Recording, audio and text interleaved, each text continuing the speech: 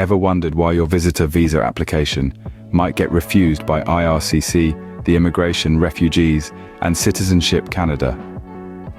It's a question that's puzzled many a hopeful traveler, but today we're going to get to the bottom of it. First, let's take a look at a case study. Meet John, a successful business person from South Africa with a clean criminal record.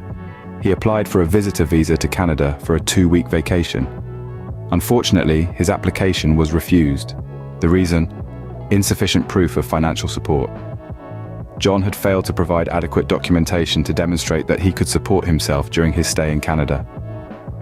On the other side of the globe, we have Maria, a university student from Peru. She applied for a visitor visa to attend a conference in Toronto. She provided all the necessary documents, including proof of her enrollment at university, but her application was still refused. The reason? Insufficient travel history.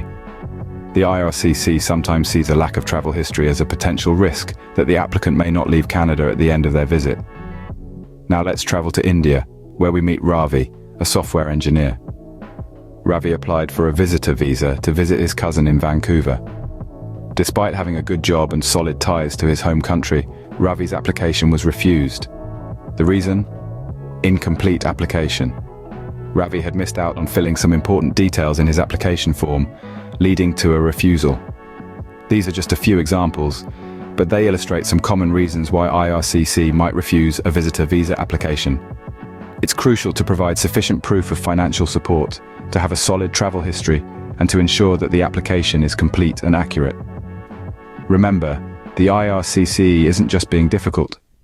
They have to ensure that visitors to Canada will respect the terms of their visa and leave the country when they're supposed to. Each refusal is a step towards maintaining the integrity of Canada's immigration system.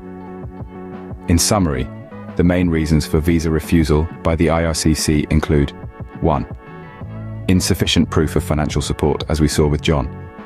2. Insufficient travel history, which was the issue with Maria. 3.